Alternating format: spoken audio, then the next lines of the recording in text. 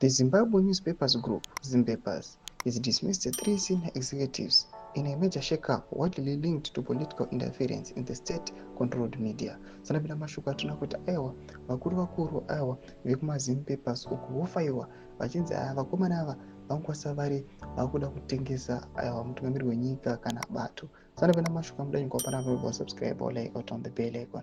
Tipina panapa Zimbabwe anyora chiti long serving chief executive officer Pigirai Deketeke, chief financial officer Farai Mataniye, and the chief marketing officer Tapua Manindi Mutsira have been relieved of their duties.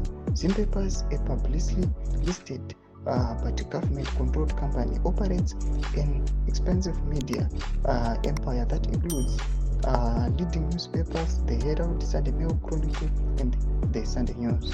It also runs Star FM, Diamonds FM, and Capital FM radio stations, as well as commercial printing services.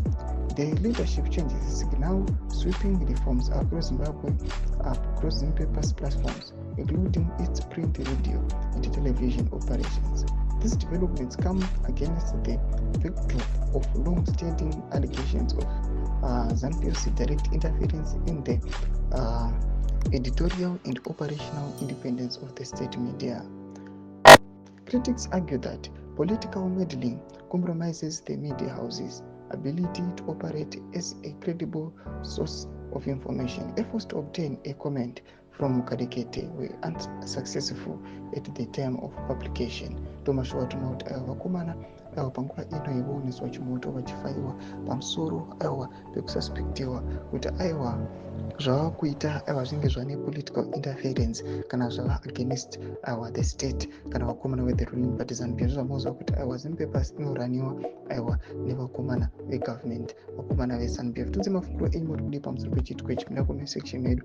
Mafungiro enyu musana subscribe or like, turn on the bell icon.